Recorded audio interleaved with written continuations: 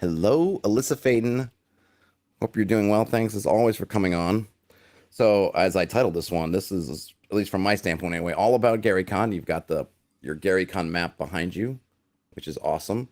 So, first of all, are you feel like you're recovered? I don't know. When did you come back? Did you come back Monday, Tuesday? It's kind of weird, and I'm not sure I've had this before, but I came back on Monday, which is a good time ago, but it's been mad, Todd. It has been mad. And I think part of it is because I was actually away for a full week before. I actually was out to the largest collection of tabletop RPG materials. I There's saw a that on guy your called, Facebook yeah, feed. Bill Meinhardt, and I was at his house on Sunday before. So Sunday, Monday, Tuesday, Wednesday-ish, so about 3 or 4 days before the con, I was already surrounded by incredible stuff and playing games. So I've been playing games for like 8 days straight. Wow. So, I guess so. First thing about him, is he located in that Lake Geneva area, or is he just on your route? Or Just about an hour away. oh, okay. So we touched down in O'Hare. Not that anyone would care about that, but just to kind of give you a sense of where things are at. So touchdown in Chicago. Bill's house is not far from there, like 15, 20 minutes tops. Hung out there, then an hour from Bill's house, basically towards the southeast-ish, is Geneva Lake. Nice. Now, how did you meet this? Is this someone you've known for a long time? Did you meet them online? Like, where's the connection, or A what few was the years connection? ago, so he had heard of me, but actually it's kind of a funny story. So, have you ever seen that English show, the Antique Roadshow? Yes, they have it All here right, too. excellent. So you always get this person turn up with, like, a silver plate with no identifying mark, maybe a little bit on the bottom, and you'll get some dude that will be like, oh yeah, this is late Georgian, and this is actually from the Smith, Simon North, and he just knows this shit, Yeah. and it's like, what the hell? How do you know this? Well, I went to Gamehole Con 2019, something like that, and they have a great auction there. And I'm sitting. This is my first time ever being in this type of auction for tabletop sort of materials. And I'm sitting there, and they pull up, like, let's say a blue box for the sake of argument, whatever it is, and they'll be, this is a blue box in original swig, yada yada yada. And there was this guy sitting at the panel at the front. And occasionally they would go to him and he would sort of stand up and he would be saying something along the lines of, so this isn't the original shrink.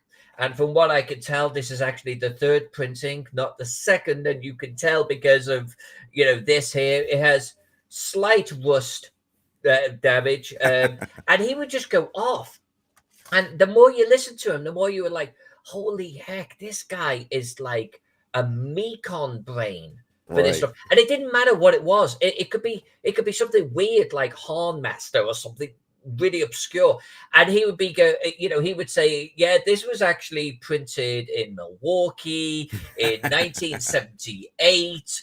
And he just knew it. He knew everything. So at the end of the auction, I went up to him and I was like, I just got to say, you are incredible. You're clearly incredibly intelligent, and I'm really admire what you're doing. And he had heard of me. That was my first time hearing of him, and that was Bill Meinhardt. And now I've actually hung out with him for a while. That's him. That's how he thinks. His brain is this big, and it is full of this type of stuff. Literally, I mean, you saw the library, Yeah, I saw that this image. massive, massive, massive collection. But it's like he knows about all of it. He can pull out any book, any material, and he'll be like, this was the draft notes that, Tim Kask sent to Bloom in, 1979. And this then led to this prince, which I have a copy here. And he knew it. He knew everything about everything on his shelves. And he's got 11,000 items, and he Wow. knows about every single one. So, what was the highlight in that library of your visit? Something you got to play with, read, interact with? Play with? No, no. But there were a few things. Actually, there was a few things. All right. So one, and I'm not a Magic player, but he has an uncut alpha sheet from Magic: The Gathering, which, I mean, it's just a stunning, stunning, stunning piece. Like if you're a Magic player, you literally sort of fall like your seat looking at this thing. The other is actually, honestly, he had all of the brown boxes. He had Tim Kask's brown box, Bloom's brown box, and that's fine. But you know what did it for me? The red and blue brown boxes, because I haven't actually seen them for 30 years, 40 years. I look, and to actually see one and handle it again was a treat, because it took me back to my teenage years. I was like, this is it. This is what started it for me, incredible. So seeing them, but also, I don't know if you know this, but there was a DMG where they actually it was a monster manual where they accidentally mixed in some elements of the DMG into it. No, I didn't know about this. And so it's a monster manual. You open it up, monster, monster, monster. Suddenly, DMG inserted right into the center. And it's like 10, 20 pages. There's a whole section of the DMG, boom, right in the middle. Wow. And then you flick, flick, flick, and it goes on into the monster manual again. And there's not many around, and I had never heard of it. So he's sitting there, and I'm actually going to post a video, because he's sitting there and he's actually demonstrating. And it, of course, I think it was, apparently it was a printed mix-up. They did a recall, but he managed to actually snag one. I'm sure there's a couple still out there, but he had one. So that was kind of a fun thing. But the real kicker, So he actually pulls out a player's guide that I wrote to my own world that I only did for my own players over 10 years ago. In other words, I'm running Pathfinder for about 5 people. That's it. And I like to create little players guides, telling people about the world, whatever. And I did a binding on it. It was one of those steel bindings with the glue down the edge. And that was it. There was 4 or 5 of them tops, because for the players, that's it. Well, he has one. And I'm like, how? This was a personal item. How do you have this? And I showed it to Jack, my husband, and he's like, wait, what? We're in Chicago. How have you got this? It was never for sale or anything. It was just for our personal group. How do you have this? So we still don't know. He didn't tell you? He doesn't reveal his sources? Well, he's not sure, because he says he buys sometimes job lots, and like he surmises that he probably bought like a job lot from the Oregon area or something. And we have had obviously players leave in the interim, and it's possible that one of them just managed to get out there into a local gaming store or something, and he bought this job lot. And he said one day he was sitting there going through like a whole bunch of stuff, and he finds this thing, and it's got my name on it, and he went, wait a minute, what? So it was kind of funny bringing that out and signing probably what is literally the only copy left of that thing. Wow. Well, that's great. Well, you've got it in the library, so now it's like for all time you're going to be there with the old masters. It's in the library. And I will say this, Todd. I will say this. A lot of people look at those screenshots, the photos that I posted, and they'll go, well, there's 7 brown boxes there. He's just hoarding. Let me just say this about Bill Meinhardt. He actually has no duplicates. He set out 40 years ago, 50 years ago. He wanted to get, and this is literally 50 years ago, he decided he was going to start collecting this. He felt that this was going to be the birth of something very special with role-playing in general. And he wanted to have the best copy available of everything. And that's what he set out to do. But sometimes what that means is Tim Kask's brown box is different than Bloom's, which is different than Mensa's, So he has multiple brown boxes, but they're all unique for their own reasons. Likewise, he has several like monster manuals, but they have Tim Kask's. All of the TSR group apparently would get their own personal copy, and it had their name embossed on it. So he has those. So yes, he's got 7 or so monster manuals, but it's because that one belonged to Tim. That one belonged to Frank. It was that type of thing. So he actually doesn't hoard. And if he gets a duplicate, he keeps the best one. And then he actually gets the other one out to his friends and other collectors in the world, because he doesn't actually believe in hoarding. That's a beautiful thing about Bill, is he actually wants, that's why he got invited to the house. He wants people to see it. He wants to, other people to have other copies and things like that. So I thought that was kind of cool. That was very cool. Did you guys do any gaming while you were over there, or was it just, what'd you play? Yeah, we did. So he had quite a few guests, and a lot of people sort of bedding down elsewhere, but they were close. So we actually had something like 12, 14 people at one point. Now, he's got a fairly large house, and he's got a finished basement, which is probably bigger than my house. And it's got an upstairs area too. And what they did is Steve Winter from TSR and Mark Greenberg wrote a scenario where there would be two D&D groups who played 5e. One group was upstairs, we were downstairs in the basement. And what we didn't know is we were playing the same scenario from two different sides, and we were coming together. Oh, were they texting each other or something, sending out the progress of where each group was? They were pretty much doing that, exactly. So we did that for a whole day. Then at the end of the day, or the beginning of the second day, we actually met, and we were after the same item. And it had been set up that we hated each other. They were dwellers. We were the steppe, nomads.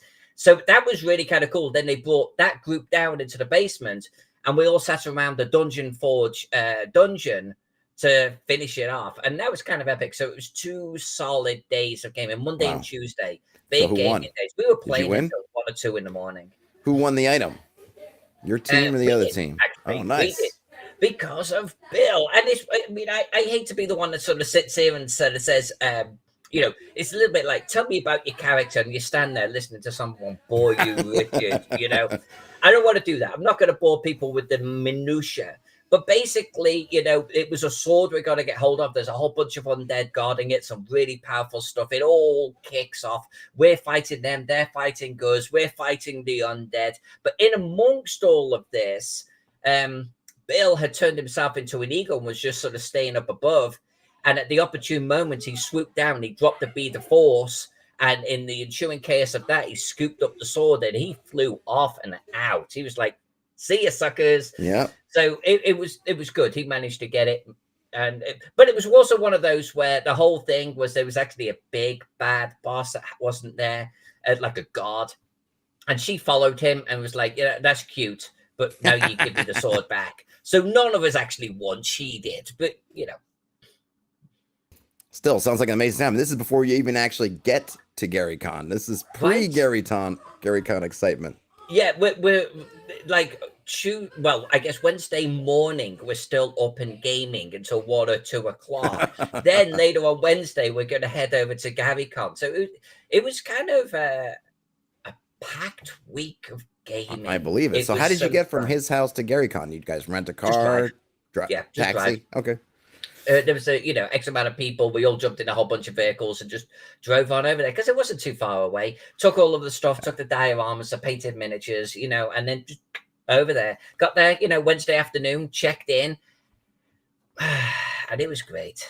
All right, so let's get into it. So you were there both just as for yourself, but then also at least having provided the map that you have behind you for the I guess the official map for GaryCon, and also is going to be used in the GaryCon scenario.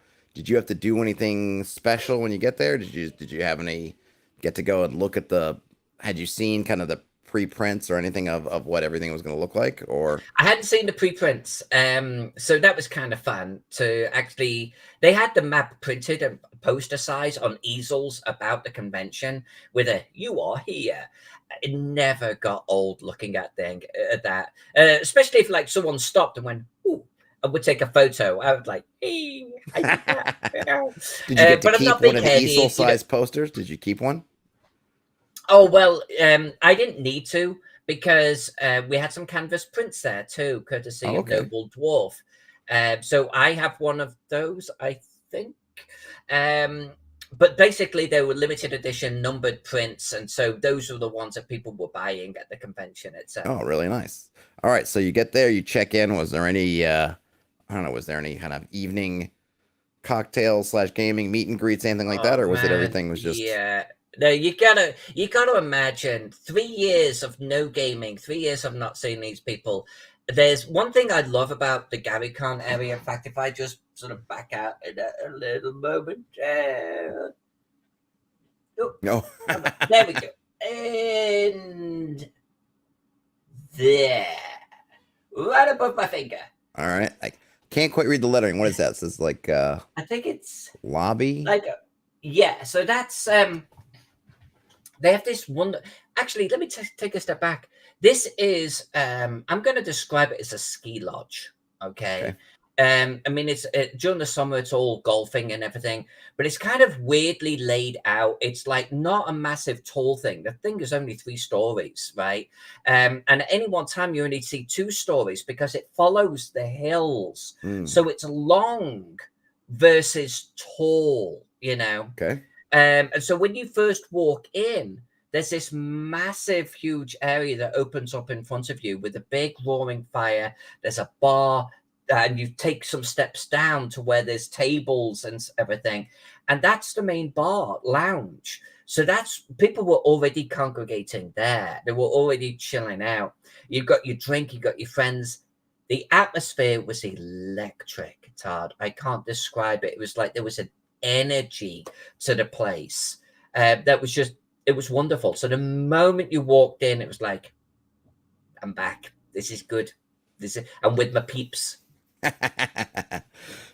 So what did you take part in? What because you're right, because you didn't have any official responsibilities, right? You'd already done the map, or were you, or did you have, because I know Chaosium was there, did you do something with them in an official capacity I at did. GaryCon? I'm not sure they were, because I didn't even see that Oh, okay. booth from them. So I don't think they were there. So, but so I was invited as a special guest. As a special guest, they want you to do some things. They want you to run games. So I ran 2 games and I was on 2 panels. So those are the things I did. Then in between those, I played some games. So, and it really starts like Wednesday night. I just sat with friends and we chatted and we drank whiskey and we caught up and we hugged and we drank more whiskey. And then Thursday morning, I ran a Call of Cthulhu called the Spear of Antioch for folks. So I got right into it. And that's the That one you was, adapted from your home game, right? Because you had that kind of yep. side mission. I remember you saying. All right. So that is that the one you did? You run that one? I know you think you had that one as one of your kind of time traveling tales, right? Was this the I Roman didn't bother era with the time version, or you just traveling. did it It's like modern? these are Muslims in the era of the First Crusade trying to get the Spear of Antioch off the Crusaders. And like in my normal game, there was all sorts of other stuff wrapped around and into it, and it was actually they were from the future, like 1920 coming back. Didn't bother with any of that. It's like, here are your Muslim character sheets. Gave them the background. I was like, get to Antioch and figure out how you're going to steal this thing. And they had a blast. One player even gave me a bag of dice. Oh yeah. At the end, it was like any game I really enjoyed, the GM gets a bag of dice, so that was really fun. That's nice. And I had 2 other players tell me later on it was like their favorite game at the convention. So it was like Oh wow, coming great. out swinging, the first game Absolutely. and already making an impact. Did they So succeed? brilliant. Did they get all the way to the end, or? They did. They did. I thought they were going to screw it up at first. I'm not going to get into the details of what the scenario is about, but there's different ways of actually getting this thing. And there's bull in the china shop, just kill everyone and steal it. Right. But ultimately, that's not going to do the job. You've got to discredit this. You've got to make the Christians feel like it's not the Spear of Christ. And just killing everyone is not going to do that. They're just going to know that the Muslim forces stole it. So, but they got smart right at the end. In the last 15 minutes, they figured out what to do. Did it, and it was all good. And it's a bit of a time travel, not a time travel, but a journey through history, because the Spear of Antioch or the Holy Lance exists. There are actually several in life, but the whole thing about Antioch and how it was found and who found it and the circumstances of the Crusader forces around it, that's all real, and that's part of my game. So as you're there, you kind of feel like you're kind of witnessing history a little bit, and they got off on that. Oh yeah, no, it sounds awesome. What were the 2 panels that you were on? So the first panel, we did the fantasy mapping show with Anna Maya actually Oh, okay. on the Friday. So our usual time slot, and we had a guy called Kafir or Cave Geek Art. He joined us, and we streamed it, and we actually sat there with a crowd, and we did our usual show. But we did it at GaryCon, so that was a lot of How fun. was it doing it live? What was that like? Well, that was Jay's problem, Lord Gasomba.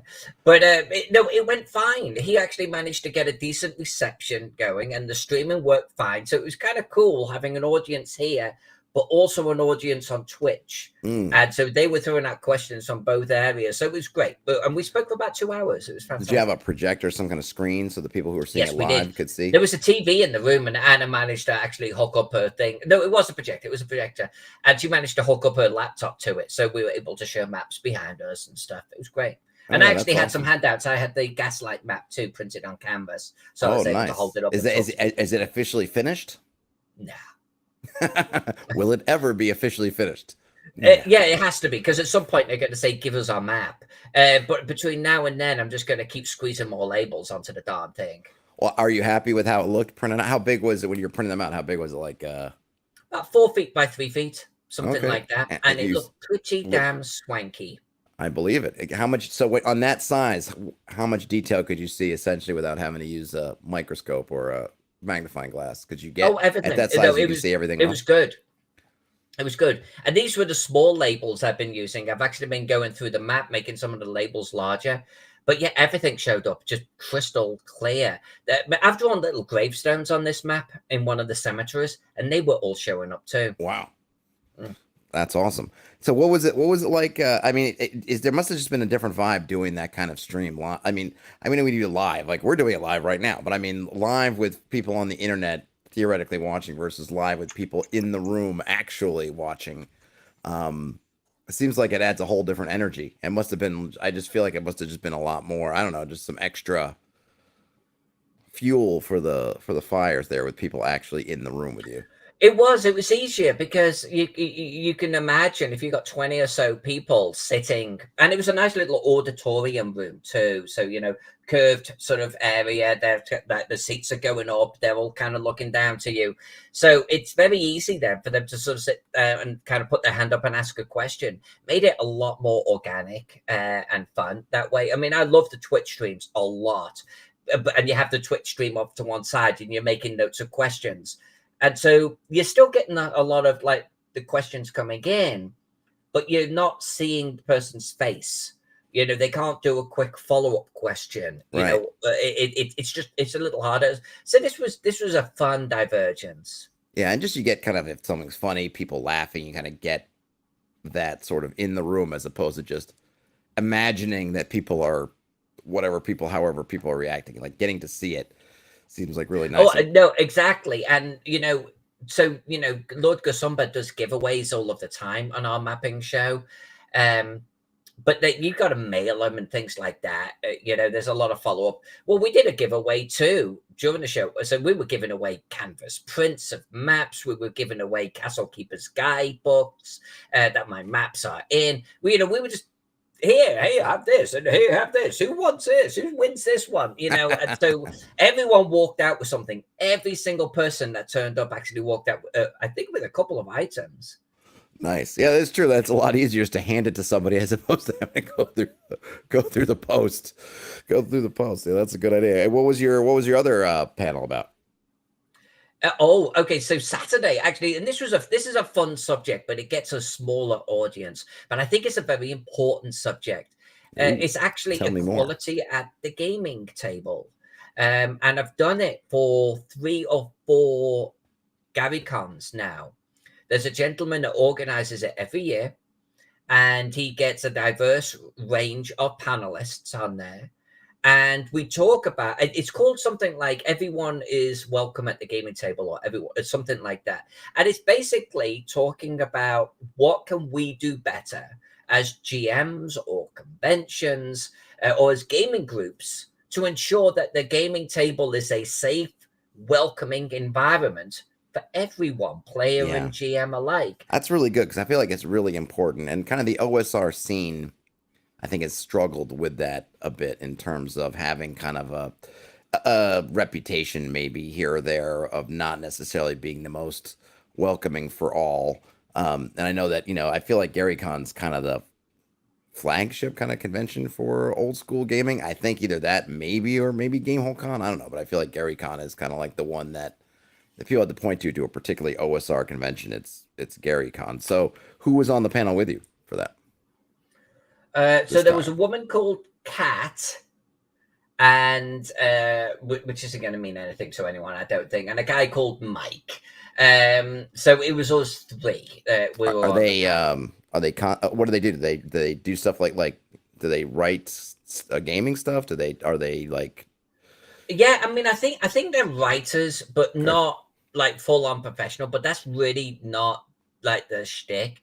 It's like everyone, including a lot of people actually in the audience, had, I want to say, something personally relatable to this particular subject, whether it be from a health or mental or emotional condition, a gender, or even a religious background. It was like the whole smorgasbord. So they represent, let's just say, certain I don't want to say certain aspects to our role-playing audience. Both of them represent that. And so what was that talk like? I mean, you've done it a few times. So do you find it easy to get into? Because it's one of those, sort of, it's a subject in which a lot of people will get very defensive, I think, about, right? And I mean, kind of anytime you sort of touch those kinds of things, it's very easy for people to see themselves. I mean, obviously people in a good way will see themselves like, hey, this has happened to me and I can kind of learn from it. But also, I feel like if someone feels like you're talking to them in terms of something that maybe we're trying to not do or trying to moderate, that people can get very defensive and kind of feisty. But I presume in that kind of audience that people are there because they want to talk about it. Well, exactly, right? I mean, and there are some pros and cons to this. If you are, let's say for the sake of argument, you are going to run a panel that talks about the awesomeness of Star Trek. You're not really going to have people turn up that don't believe you or don't like it because they prefer Star Wars or whatever. They're just not going to go to the panel. Right. And so there is an aspect where you go, cool, we're not sitting here like arguing with people or trying to convince anyone. We're all here because we all believe in this subject and we want to sort of talk about how do we now just improve this? How do we ensure there's a little bit more stable at gaming tables? How do we get conventions to adopt XYZ? Are there any problems going on and what is the answer and so on? The con is, though, you're not probably talking to the people that really need to be hearing it. Right? Every single person that was there is an ally. They're already on board with the subject matter. Everyone. So that's great. You can have a good discussion about it, but you're not changing minds. And I don't think that's really the purpose of it. It was the type of thing where we were talking about, is there anything that could be done differently in convention registrations when you're putting your game in? That just let's say for the sake of argument, women know, for the just use it as an example, that it's safe for them to be in that particular game. I mean, let's be realistic. 90% games are not going to be unsafe to women, but I think there is a way of flagging. I'm your ally. I got you, boo. As a DM, I'm going to be policing my table. So if you're nervous for whatever reason, this table's safe. And it's talking about also, well, how could we do that? How can we create this event? Is there anything in the form when we're creating events that could signal to people, you're fine? You're absolutely fine. Yeah. I mean, I agree with you that almost everything is usually good, but then when you hit one that's not good, right, and not being able to have no way to know where you're going and whether you're going to hit that 5% that something horrible is going to happen, and then not having good tools to do if you do hit that table, right, is just going to, I mean, it's like anything. If I thought that, sure, 95% of the time I'm going to cross the street fine, but 5% of the time I'm going to get hit by a truck. It's going to make me really cautious about every time I cross the street, even if most of the time, I'm okay. I'm curious, what were the kind of issues that were surfaced? Like, what seemed to be from that panel, kind of the big challenges that are out there for maybe tables in general, and then maybe conventions in particular. One was how I think we even opened with the discussion of how do we signal that this is a safe table, that this is a table full of allies. How do we do that, and therefore make anyone for any reason who may be nervous about sitting down at the gaming table feel reassured. But that then became a discussion of, let me think, that became a discussion about how do we encourage other game masters then to graciously start adopting some of these policies. For example, I sat down at a Spelljammer game during GaryCon. It was Oh, my okay. Well, first time don't playing say too it. much about it now because I want to ask you about that after this. Uh, okay, I won't. But right at the beginning of the game, and it was the only game that did it.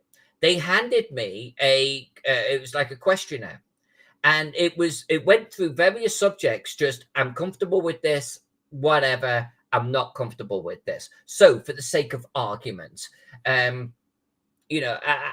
adult sexual interaction. Check the box if you're comfortable with that or not. And it had a sort of a middle zone too. I'm a bit of a prude. So I was like, yeah, I don't need that on my gaming table. So I clicked, no, I'm not comfortable with this. And there was a whole bunch of subjects. Hand that back to the GM. GM looks at it, and he then knows if he needs to modify the game at all or not. And by the way, it could be anything. It could be anything. It could be you're like super wigged out about spiders, but to the point where you're going to leave the table and have a panic attack. So check the box and say no, no, no, no, no, and the GM will change it to something. It was a consent form. Only game that did it. So one of our subjects, one of the things that we spoke about is how do we get GMs just to even be aware of the purpose of a consent form and adopt it more. And so it's really one of how do we educate? How do we get people comfortable with this without provoking some kind of, oh, you're the woke crowd, get out of here. I just want to play Dungeons and Dragons.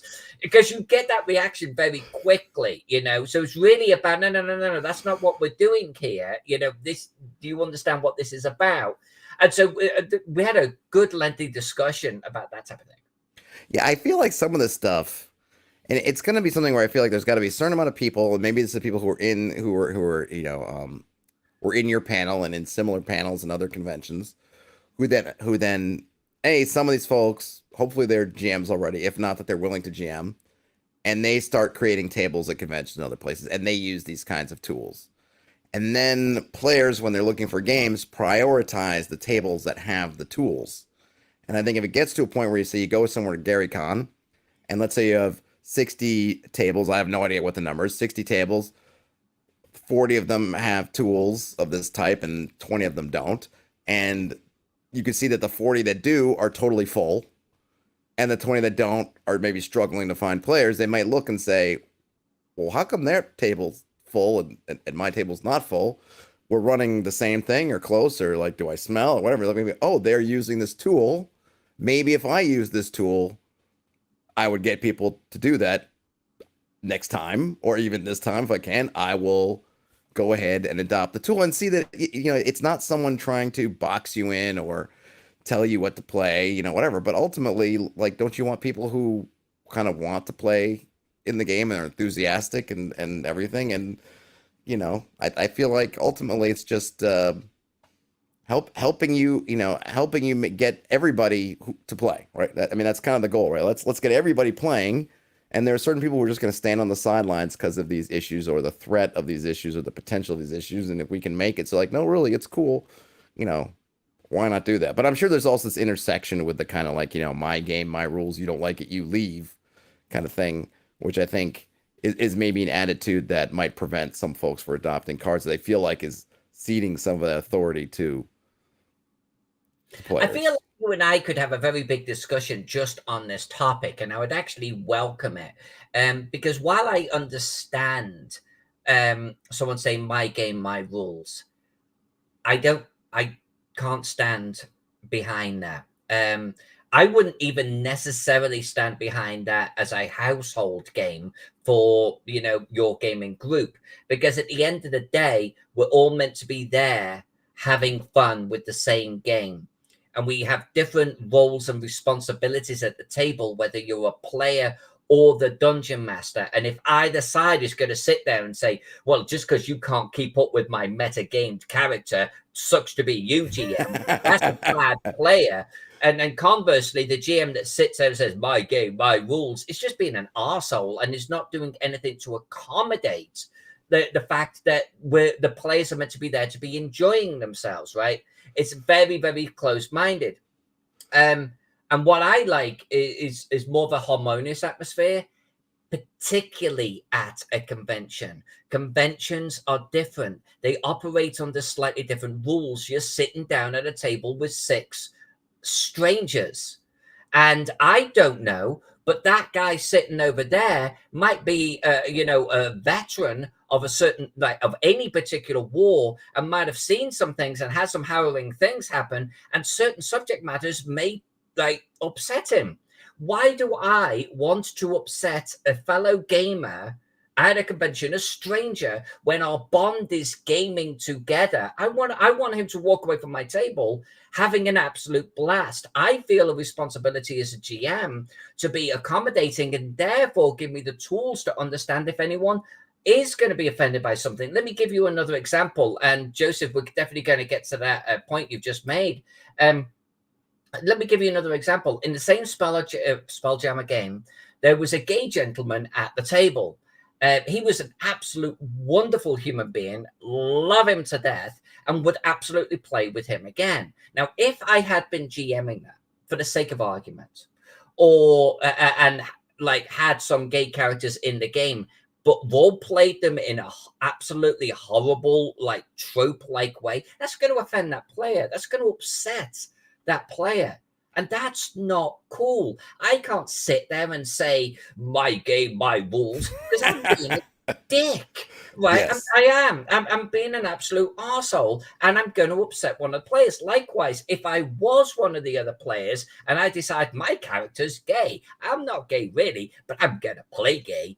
Like, no, you're not. Do it. No, hold on, because you're going to also upset them. So I think that there are responsibilities, particularly at a convention. Absolutely. I mean, hey, there's that golden rule. Just don't be a dick. If you're about to say or do something, you're like, that's kind of a dick move. How's this? Don't do it. It's so elegantly simple. I think Will Wheaton said it years ago, maybe 5-6 years ago, and he had like his October or something of "Don't be a dick," and it's just it's that simple. Just don't be a dick.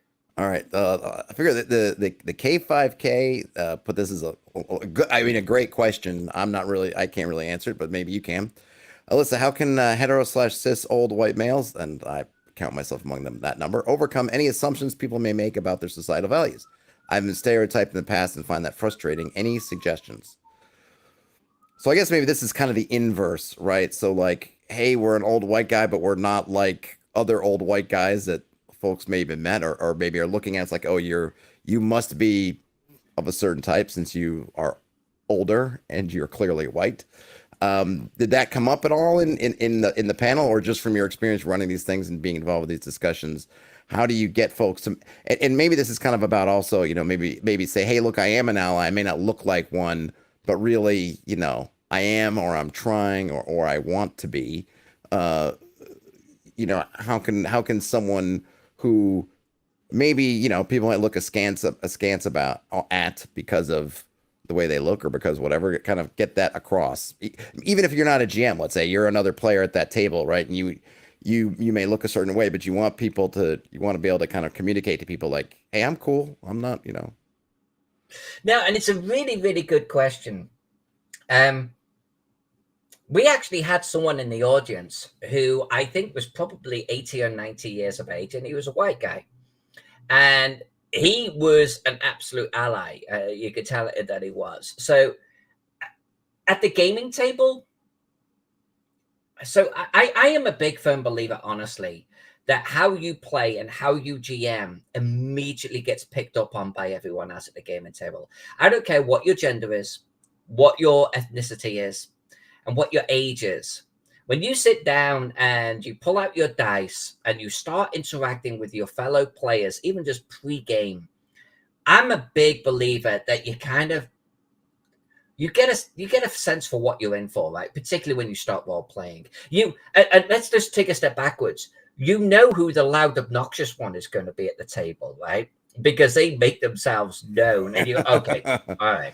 They're not turning that on and off. That's on from jump. That's on, right? And likewise, you know who's going to be the quieter one at the table because you just see it. You see it straight away. They're a little quiet, a little bit more reserved. As a GM, you got to kind of like pull them into the game a little bit and ensure the loud one doesn't take over. That's your GM playing the conductor role, keeping everything balanced and moving. And it's the same, I swear, if you happen to be an older white guy and sit down, I think just play your game. Just be you. And you are going to be seen as, I'm going to use the phrase, an ally. You're going to be seen as being a cool dude, who's just there to game. Because there's a big difference. There's a big difference in the older white guy that's going to sit there and then start, I don't know, role-playing a South African man. And immediately go, okay, dude, you're just not getting it, and it just starts coming out. Or they decide that they're going to play it like a little flouncy sort of woman, type, and they just out there, and it's like, God, come on, dude. So I actually played, I want to say, let's say 6 games when I was there, something in that sort of magnitude, and every single game there was an older white dude at the table, and never ever ever did anyone actually even like look across and go, oh, we're gonna have trouble with that one. It's the ones that sit there. And here's the thing, because the guys that are that type of person, they will let you know. I'm gonna joke now, it's like vegans. They will tell you, right? they have to tell sorry, you. Vegans, my apologies. But it's like the old white guy that doesn't want to be woke is going to be the only person at the table that says the word woke in the first 30 to 20 minutes, And it's likewise, he's going to be the only guy that says, I just want to play Dungeons and Dragons. Anyone, they advertise themselves. And I think we all know it as gamers. So anyone can sit down at the table, just play your game, and you're going to be fine. Just do you. It's like when people are trying to overcompensate or are trying to battle it, even when there's nothing to battle. These are the ones. These are the disruptive ones at the table. And I feel like there's this kind of maybe a similar type. The ones who start looking to try to get support from the other people about whatever, like they start to make comments as if to kind of see who's on their side or something else about somebody else's character. Maybe looking at the other person, kind of rolling their eyes like, check out this guy, Right, and, they'll be the ones that sit there and say, so the orcs are evil, right? Because in my world, orcs are evil. It's like, okay, you're that guy. Okay.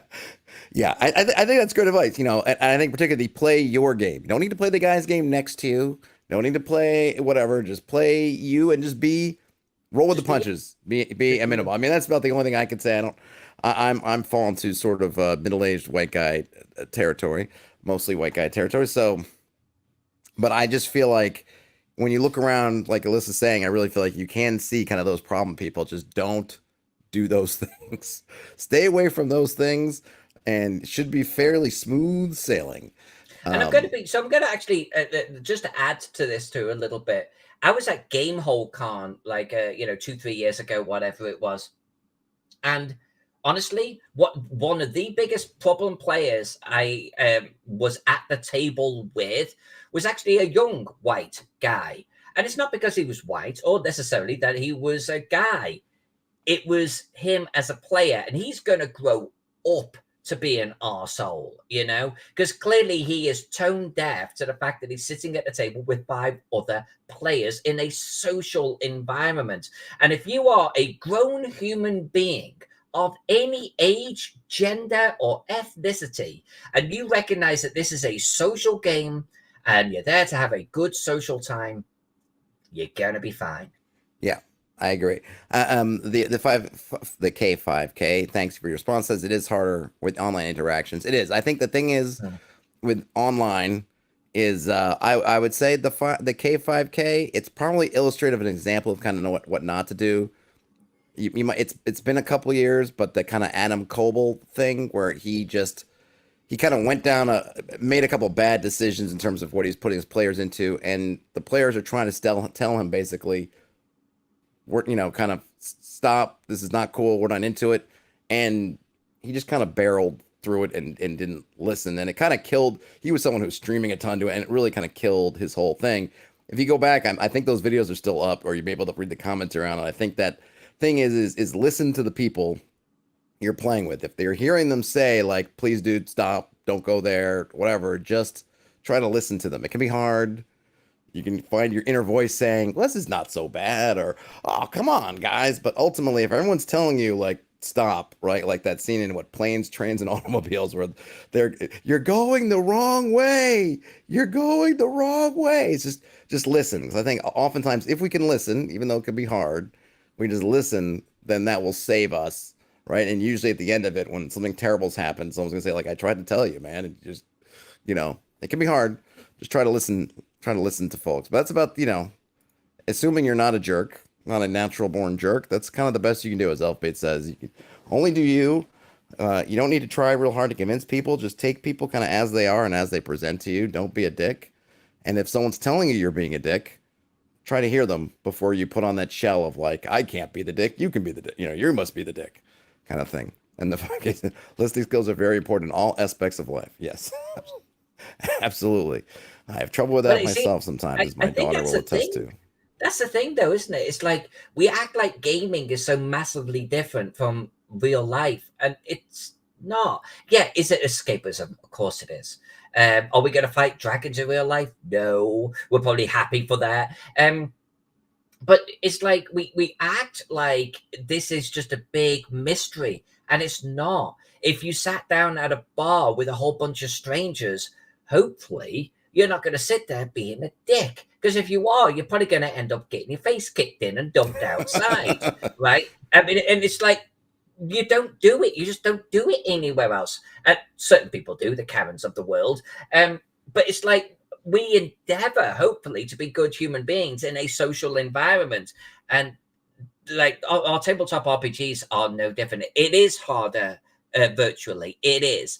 Because you can't just even whisper to each other or anything like that. There's less opportunity for getting those social sort of signals. Yeah, the cues, right? The cues are kind of missed, right? But certainly, if someone's telling you like, "Hey, man, I'm not comfortable," or "Please don't do this," or "Can we skip forward over?" Just try to hear it as not an attack on you, but somebody kind of calling out from a place, really a vulnerability, saying, "This is not good for me," and just being generous and saying like, "Okay. Cool. Like I maybe have wanted to go there, but I don't need to. I could skip it. I mean, I'm with you on the box for adult sexual situations. Yeah, I would definitely be no, thank you. I'm always I don't need this in my game. I'm good. No, thanks. that's like if I'm the GM, that's like fade to black. Let's star wipe. Like you can have you need a moment on the side to play that out yourself, but we're gonna. It's not that kind of game. That's usually my line. This is not that kind of game. We'll just move on out. But what is my kind of game is. What's the name of it? I keep wanting to say Starfinder now, but the spacefaring game you just said, not Starfinder. You just said it. I just said to hold on to it. Oh, Spelljammer. Spelljammer. Yes. Who's the original box set I lost, and I've been trying to find a good deal to get one back again just to have. So what was okay, I guess first let me ask, was this just a game that you found? Did you like hunt it out? Did you look? How did you get yourself on a Spelljammer playing table? Number one. So I actually very rarely hunt games out, and that's the truth. Because I don't buy a badge if I'm invited as a guest, but I'm not the platinum level. I'm not the diamond level. I think I come in at gold, I think. But Jack, who gets a complimentary badge too, he's a silver. So we both just wait until we can register our games at the same time. So typically, honestly, we're back in a queue picking our games. But we realized a long time ago, we don't want to play games that we can play at home. We want to play games that we can't play at home. So we kind of look for the unusual ones, even like, homebrew system. You're going to be playing 80s actors in true 80s action star fashion. All And I'm right. like, that sounds bizarre. We're playing it. And it was one of the funnest games I have ever sat down at. So we look for things that are unusual, that aren't on our gaming shelves. We go out for that. So I suppose in a way we do look for games, but we're looking for the games in the niches. And we happened to see a game by a guy called Brian Steele. He's a wonderful guy. We've played with him before. So we kind of knew that we're going to be in for a treat. He's always extremely well prepared. And it was Spelljammer. And we were like, we've not played Spelljammer. Let's do it. And it was great. It was great. It just, the Spelljammer lore got us hooked straight away. We were like, oh, this is pretty cool. And he had converted it to 5e. There isn't an official Spelljammer 5e. Right. I was going to ask about that if you guys are playing. I think it came out with 2nd edition originally. Yeah. I think 2nd edition is the only edition it came out with. I don't even think any 3rd edition. I remember, I'm assuming that he kind of streamlined the mechanics, because for what I recall of Spelljammer, it's been forever since I read the rules. I loved the books and everything. That box set, it was amazing. But the mechanics, they seem to go so far into the weeds with stuff like you have your ship, and then you're calculating like the cubic feet of air that would tell you how long you could survive between like the spheres and stations. And it just seemed like, I'm like 13 or I don't know, 15 or whatever. And it's like you get in those weeds and it's just like, I just want to fly around in space. I don't want to be like, like Flash Gordon or something, where you just stick a fishbowl on your head, or not even that. You just have and you're just kind of out there. Whereas they were just getting like super, like, why do I care about the cubic footage of this ship? And how, like, I just can't we just hand wave it away? Can't we just make it kind of fun? Because I never thought that stuff was particularly the fun part of Spelljammer, was figuring if you were gonna suffocate as you're flying between the spheres. Well, so I will answer that question in a slightly roundabout way, Todd, because I play a lot of war games. I love war games. And in the past, I've played a lot of crunchy war games that can take hours per move. And on my own time, with players who don't mind, where we enjoy the crunch, that's okay. But at a con game, and the minute I started taking my war games to conventions, I realized this. You have to be snappy. You've got 4 hours, and it better be bloody entertaining for the players, right, along the way. So it better be quick. Everyone better feel like they're doing something all of the time and not waiting on anyone else. And I do the same in my role-playing games.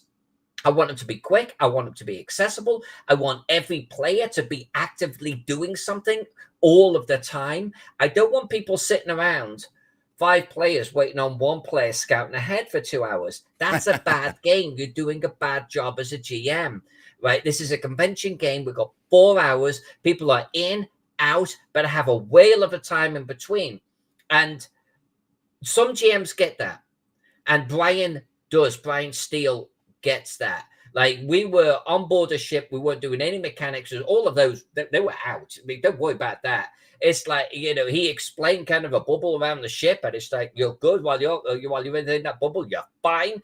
And there was it. There was no mechanics. There was no math. It's the same as like Shadowrun. I don't know if you ever played Shadowrun. Oh, yeah. And thrown a grenade.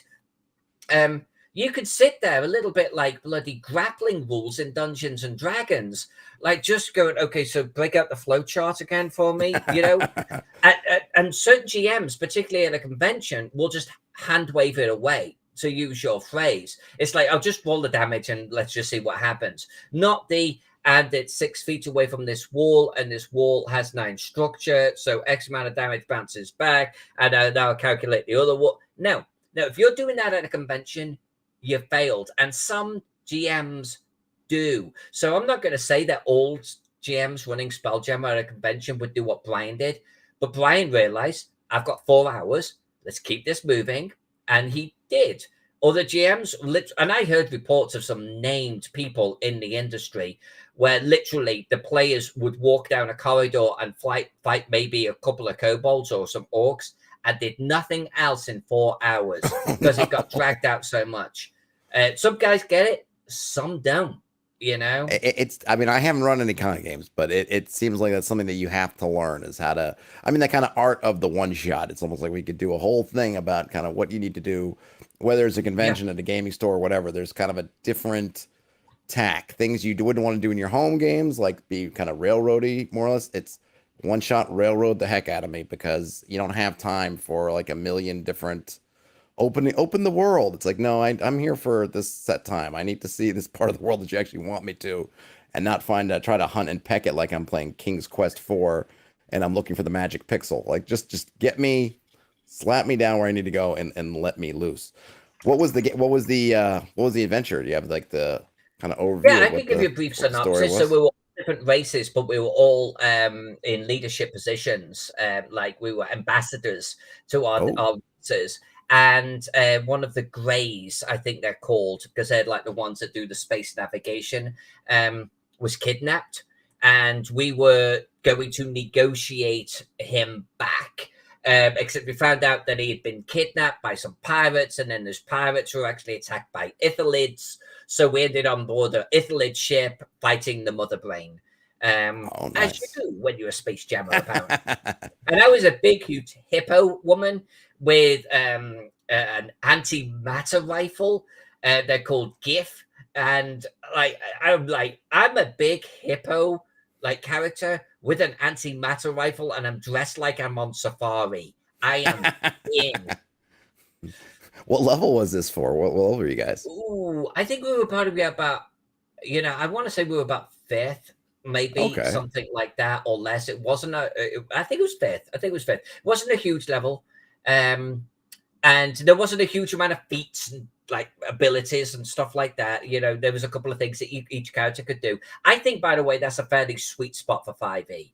Up Fifth until level? about seventh. Beyond that, you have so many tricks and abilities. I think it starts to bog down the game a little bit. I'm not knocking 5e. Every game has that point, and 5e definitely has it. But we were down on the lower levels. Our abilities were very manageable. Our hit points were very manageable, and it was a romp. It was a romp through Ithalid territory. Nice. How many people were you playing with? How many people were at I the think it was table? about 6 players. I think there was about 5 or 6 players easily at the table. Yeah, I think it was six, and then the GM himself, and we all got to have fun. We all got to actually do our thing. Did you win and take out the elder brain or the mother brain or whatever it was? We did. We did. But she was kicking her ass at one point. She definitely had some powers. This elder brain thing. I mean, they're all psionics and stuff, aren't they? Like they were wasting us. But no, it was fine. It was a good old romp. Nice. I don't think I've only played kind of vanilla fifth edition. How did it feel playing fifth edition with kind of that sort of sci-fi trappings? Did it feel to work Great, okay? to be honest with you. Now, I'm not saying that it wouldn't feel a little weird to now take my antimatter rifle into a medieval world and start shooting kobolds with it. Um, that plus it did like 86 or something, no, 68 or something. Did hellacious damage. I mean, it was a powerful magic item, Right. and I think that would like be weird to some people. If you were doing that type of thing, and they're there for more the hack and slash Conan the Barbarian stuff, and then Hippo Woman turns up with her antimatter rifle and dynamite. It's like, what game are we playing? But I love the concept. I love the concept that because you could travel between these worlds, these settings. Yeah, no, I Spelljammer, think that it's stuff was awesome. really cool. I don't know. I mean, I didn't really ever get to play it. I just really got to read it and absorb it. Like I had a lot of gaming books I never got to play. I was just kept reading them back to front, front to back, back to front. Um, but I feel like mechanically it just kind of got originally just sort of got in its own way a bit too much. But I think people really just wanted to, it's almost like those artificial barriers, right? You think like the promise, of Spelljammers being able to do all this stuff, and then you make it kind of super fiddly to deal with. Like I would have been fine if they just said, "Hey, the ship's of this size, this many days of air, whatever," and just doing that. But doing that whole thing, like you got to figure out the cubic Well, footage of air. It's like just ballpark it for us. We don't need, don't make us go out and have to do trigonometry and stuff just to figure out that we have four days of air, then 3 days of air. Just say you got 3 days, if I'm and going to we'll be go from fair, that. though, Todd, if I'm going to be fair, I think that's part of the success of 5e versus now second edition was extremely popular too, don't get me wrong, and a lot of people prefer it, but back in the 80s and 90s a lot of rule developers went full on crunch. They did. And there was more, I don't want to say there was more tolerance for it. It was almost more expected because it had a wargaming background from it. So if you start doing this trigonometry exercise, to calculate the path of your ship, people are like, okay, yeah, fine, I'm going to sit here for 2 hours and calculate this. Nowadays, that wouldn't happen. And there is rumor that WotC is doing a 5e Spelljammer. There was big rumor on that. I totally agree with you. 5e, and I'll like advantage and that disadvantage. It won't have any of that in it. It just Oh won't. yeah. No. I mean that was maybe one of the big successful things they did. As complicated as 5e can get in terms of player abilities, they really did try to eliminate or cut down on all the modifiers and the kind of maths. I think that's why advantage or disadvantage system just became so super popular, even outside of 5th edition, was because you could just, sure, you don't get quite as much granularity, but just telling someone roll 2 dice, take the higher one, take the lower one, was just like, wow, like that just, how much calculations do we just remove just being able to just eyeball 2 d20s and picking one. Pretty good. Another hour has rolled on by, Ms. Faden. Holy heck, that was maybe the fastest hour we've had yet.